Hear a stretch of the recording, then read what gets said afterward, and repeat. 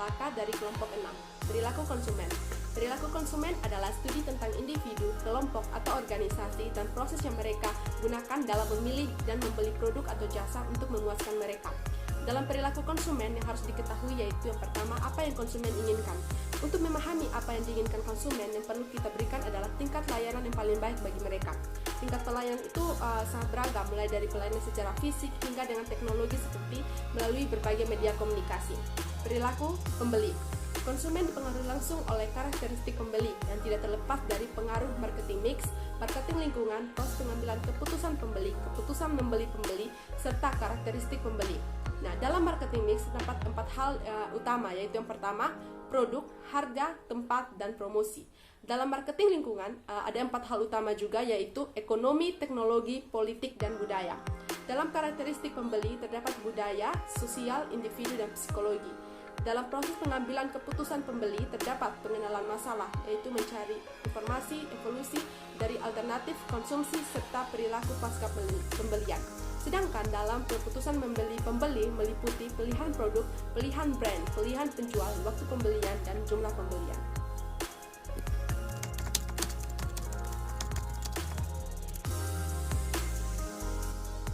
Tiga hal yang mendasar dalam membahas tingkah laku konsumen. Menurut Salomon tahun 2000, hal yang dapat memahami tingkah laku konsumen yang pertama adalah segmentasi pasar.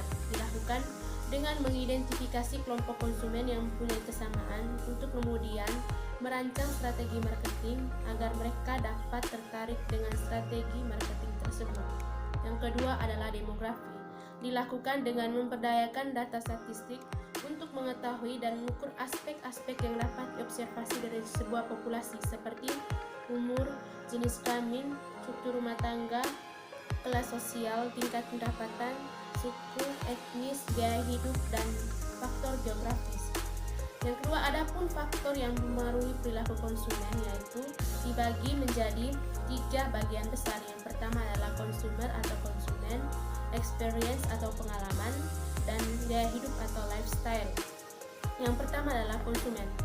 Sisi perilaku konsumen dapat dipandang dari 2 hal, yakni dari hal personal atau pribadi seperti usia, jabatan dalam pekerjaan, pendidikan, psikologikal atau psikologi seperti motivasi, persepsi, belief atau kepercayaan, dan sikap atau attitude. Yang kedua adalah pengalaman. Dari sisi pengalaman dapat dipandang dari 4 hal. Yang pertama adalah culture atau budaya, di mana status sosial, status kelas, dan subculture atau budaya asal, misalnya kaya, lokasi rumah, kompleks perumahan, dan lain-lain. Yang kedua adalah sosial atau grup atau kelompok atau organisasi yang dianut, peran dalam kelompok sosial atau social role, status dalam kelompok sosial, tipe rumah tangga, contohnya seperti Rotary Club atau Lion Club, dan lain-lain. Yang ketiga adalah sosial media atau media sosial, di mana seperti YouTube, Facebook, Twitter, Pinterest, Instagram, dan lain-lain. Contohnya seperti Syahrini dan Agnes Monica dalam menggunakan pengaruh gaya untuk tampil di media sosial. Yang keempat adalah consumers atau respon konsumen, yaitu dalam memilih merek atau selecting brand, buying time saat melakukan pembelian, repurchasing atau melakukan pembelian kembali, buying interval atau selang waktu yang dibutuhkan konsumen untuk membeli kembali. Yang ketiga adalah lifestyle. Gaya hidup merupakan suatu kondisi seseorang bagaimana dalam melakukan aktivitas sehari-harinya, apakah aktivitasnya dalam lingkungan atau environment turut mempengaruhinya seperti teknologi, ekonomi, inflasi, pandangan politik. Selain itu, apakah penawaran marketing melalui strategi marketing, promosi atau advertising, dan berbagai jenis komunikasi dapat membawa kepada lifestyle konsumen.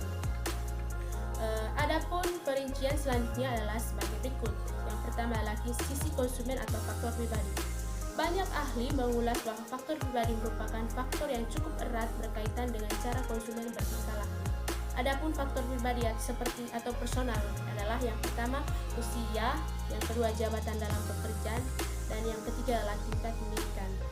Dalam hal ini, faktor usia sangat terkait dengan perilaku konsumen dan preferensi konsumen. Seorang yang masih muda mempunyai preferensi yang cukup terhadap suatu produk dibanding dengan orang tua.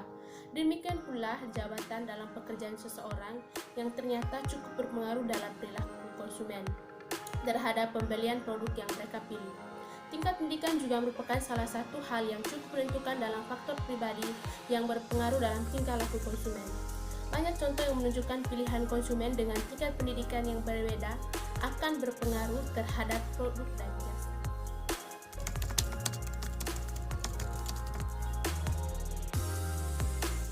Perkenalkan, nama saya Nathaniel Dharma, saya dari kelompok 6. Selanjutnya yaitu faktor psikologi. Faktor psikologi yang mempunyai pengaruh terhadap tingkah laku konsumen terbagi menjadi 4, yaitu motivasi, persepsi, kepercayaan, serta sikap.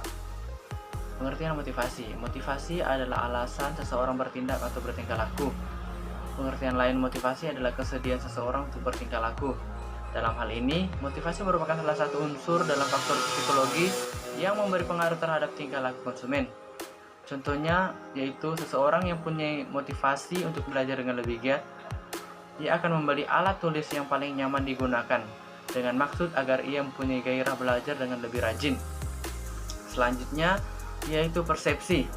Persepsi adalah sebuah proses menjadi sadar akan sesuatu melalui panca indera atau proses menjadi sadar melalui kemampuan melihat, mendengar, dan merasakan. Arti lain dari persepsi adalah suatu kesan tentang pemahaman atau penafsiran sesuatu. Dalam ilmu psikologi, persepsi adalah interpretasi informasi dari kemampuan sensorik manusia. Persepsi juga mencakup bagaimana kita menanggapi informasi tersebut.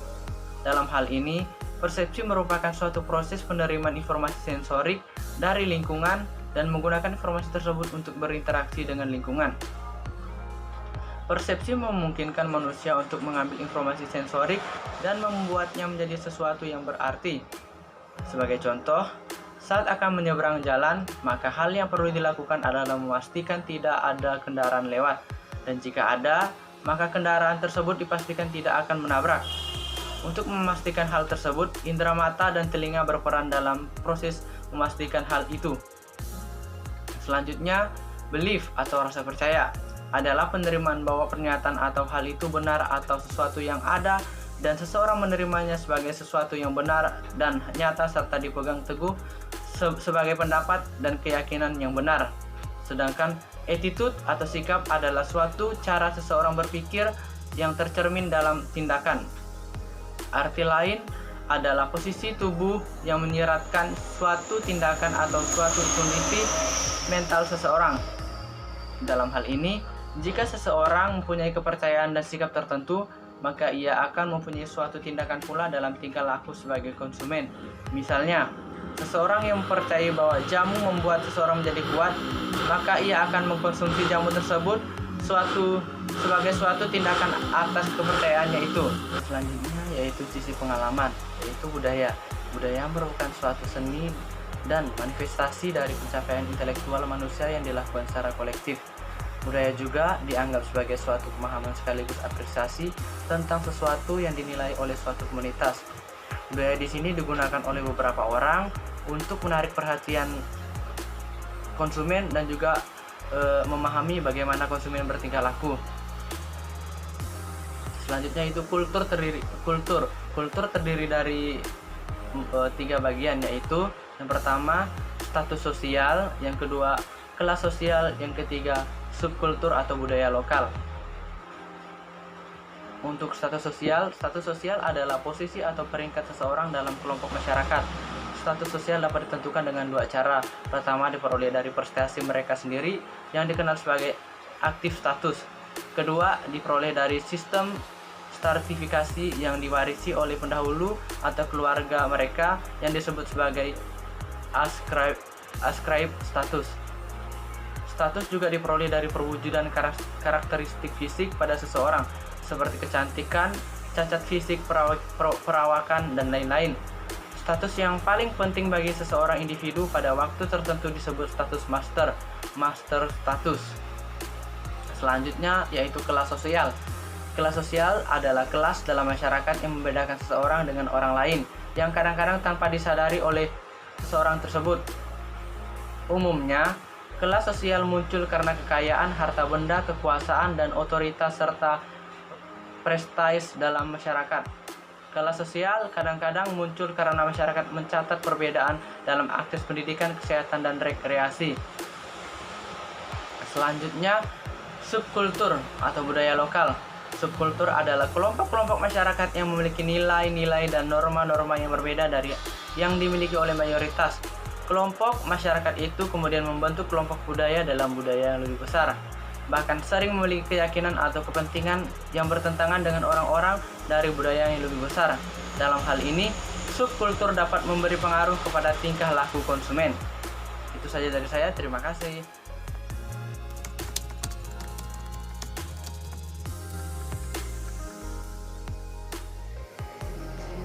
Sisi pengalaman atau sosial.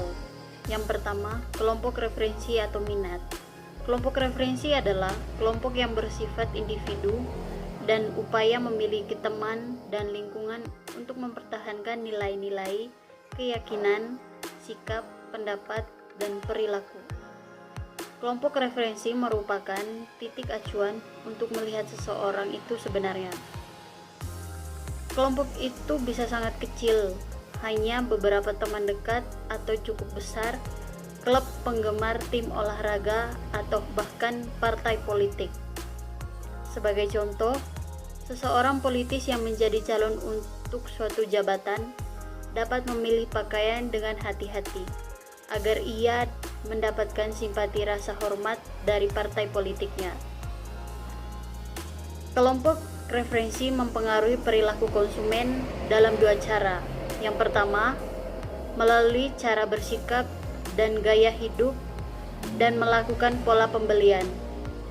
Yang kedua, melalui penampilan dari kehidupan mereka, jenis perumahan, mobil, pakaian, cara pakaian, dan lain-lain. Adapun tipe kelompok referensi dapat berupa keanggotaan. Misalnya, menjadi suatu anggota sebuah perkumpulan sosial seperti Rotary Club, Lions Club. Maka keanggotaan seseorang akan mempunyai pengaruh terhadap sikap bersosialisasi peranan mereka dalam masyarakat dan norma-norma tindakan yang dianut atau diambil yang kemudian memberikan pengaruh kepada perilaku konsumen mereka. Yang kedua, peranan dalam komunitas. Peranan dalam komunitas artinya posisi seseorang dalam komunitas tersebut.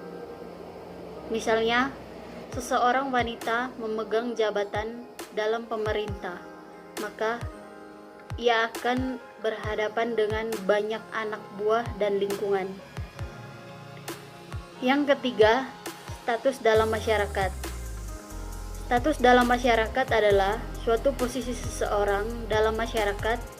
Seseorang yang telah mempunyai status dalam masyarakat umumnya mempunyai peran dalam memberi pengaruh kepada masyarakat sekitarnya.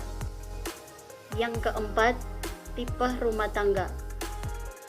Bentuk tipe rumah tangga mempunyai peran dalam perilaku konsumen. Peran yang besar dari seseorang ayah akan turun mempengaruhi pola konsumsi dan perilaku para anggota keluarga. Yang berikutnya, sisi pengalaman atau sosial media. Sosial media kini mempunyai peran yang besar dalam memberi pengaruh terhadap perilaku konsumen.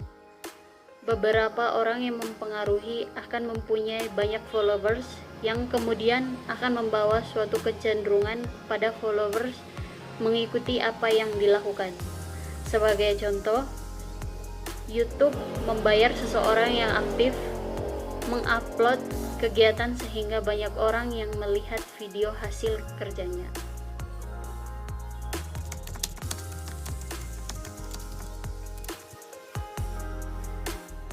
Yang kesembilan adalah customer response. Customer response merupakan suatu tindakan yang bersifat responsif terhadap sesuatu hal yang ditemukannya. Dalam hal ini adalah produk jajakan yang ada di pasar. Ada beberapa respon konsumen. Yang pertama adalah selecting brand. Seseorang akan mengambil tindakan responsif ketika berhadapan dengan pemilihan merek barang dagangan. Pada beberapa orang tertentu, mereka sangat kuat berpendapat bahwa merek mengambil peranan yang sangat besar dalam kualitas barang dagangan dan mereka selalu memilih merek tertentu. Meski ia berhadap dengan pilihan harga yang barangkali sangat berbeda hanya disebabkan karena pengaruh merek yang sudah terkenal, adapun orang lainnya tidak memperdulikan merek yang ada, namun mereka hanya berorientasi kepada harga barang tersebut. Peran merek menjadi pertimbangan ketika mereka berhadapan dengan pilihan harga yang ada dan mereka barangkali akan memilih produk dengan harga murah walaupun merek dagangan itu tidak terkenal. Yang kedua adalah buying time. Waktu pembelian barang menjadi salah satu yang dihadapi konsumen saat mereka hendak membeli barang. Misalnya, suatu kondisi saat hujan dan konsumen tersebut hendak berjalan menggunakan payung dan ia dihadapkan dengan saat atau waktu yang terbatas. Dalam hal ini ia berhadapan dengan kondisi hujan, maka pilihan konsumen itu adalah membeli payung agar tidak kehujanan atau tidak membelinya. Dalam hal ini pengertian buying time menjadi suatu alasan kuat mengapa seseorang harus bertindak responsif jika berhadapan dengan waktu yang terbatas. Yang ketiga adalah repurchasing. Pembelian kembali akan dilakukan secara responsif dari seseorang yang sudah mempunyai pengalaman membeli barang yang sama dengan kepuasan yang diperolehnya. Dalam langkah selanjutnya sebagai konsumen, maka ia akan membeli kembali produk tersebut saat ia merasakan kepuasan dalam membeli barang yang sama sebelumnya. Pembelian kembali secara responsif dilakukan oleh konsumen karena dari pengalaman membeli produk tersebut kemungkinan besar ia menemukan suatu kepuasan dalam segi manfaat akibat tindakan yang diberikan oleh penjual. Sebagai contoh, adanya fasilitas untuk perbaikan jika barang rusak dan adanya fasilitas barang yang dapat dikembalikan jika rusak dan sebagainya. Yang keempat adalah buying interval. Jangka waktu pembelian kembali akan dilakukan oleh seseorang secara responsif jika ia membutuhkan kembali barang tersebut dalam kurun waktu tertentu. Sebagai contoh, seseorang yang harus membeli kembali bola lampu yang sudah rusak atau yang sudah putus. Jika ia merasakan manfaat tersebut, penggunaan merek bola lampu yang lama, maka ia akan melakukan pembelian kembali terhadap merek bola lampu yang